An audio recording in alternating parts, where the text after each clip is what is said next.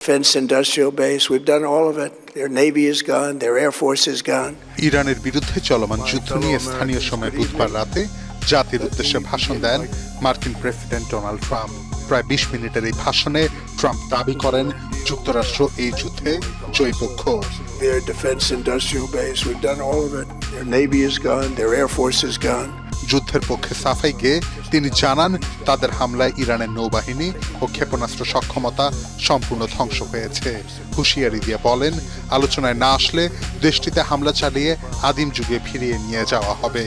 ট্রাম্পের দাবি, ইরান পারমাণবিক অস্ত্র তৈরির দোরগোড়ায় ছিল, তাই এই যুদ্ধ অনিবার্য হয়ে পড়েছিল। Crush their ability to support terrorist proxies and deny them the ability to build a nuclear bomb. যদিও এর আগে মার্কিন গোয়েন্দা প্রধান এই দাবি মিথ্যা বলে জানান। এদিকে ট্রাম্পের ভাষণে কোনো সুনির্দিষ্ট যুদ্ধবিরতি বা সমাপ্তির পরিকল্পনা ছিল না উল্লেখ করে আইন প্রণেতাদের একাংশ বলেন, প্রেসিডেন্টের এসব দাবির বেশিরভাগই মিথ্যাচার।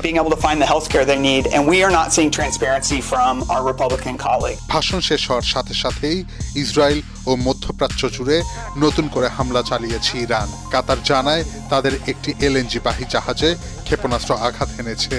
এছাড়া বাহরাইন তাদের নাগরিকদের নিরাপদ আশ্রয়ে সরে যাওয়ার নির্দেশ দিয়েছে। ইরানের প্রতিরক্ষা মন্ত্রণালয় জানায়, শত্রুপক্ষের হুমকির জবাবে ক্রমান্বয়ে হামলা আরও বাড়ানো হবে। তেহরান হুঁশিয়ারি দিয়ে বলছে, যদি তাদের বিদ্যুৎ কেন্দ্রে হামলা চালানো হয় তবে পুরো অঞ্চলের জ্বালানি ও বিদ্যুৎ অবকাঠামো ধ্বংস করে দেয়া হবে। ট্রাম্পের ভাষণে যুদ্ধ থামার কোনো ঘোষণা না থাকায় বিশ্ববাজারে অপরিশোধিত তেলের দাম আরও ৫% বেড়েছে। ট্রাম্প বিজয়ের কথা বললেও বাস্তবে যুদ্ধ আরও দীর্ঘস্থায়ী এবং রক্তক্ষয়ী হওয়ার আশঙ্কা দেখা দিয়েছে। বিশ্লেষকরা বলছেন, ইরানের সমৃদ্ধকৃত ইউরেনিয়াম দখলে নিতে এখনো মরিয়া ট্রাম্প। একই সাথে রেজিম চেঞ্জের যে দাবি করেছেন মার্কিন প্রেসিডেন্ট মুজতবা খামেনি, সেই শাসন কাঠামো এখনো অটুট রেখেছে বলেও মনে করছেন বোদ্ধারা। ফলে যুদ্ধের গতিপথ কোন দিকে যায় তা অনেকটাই অনিশ্চিত।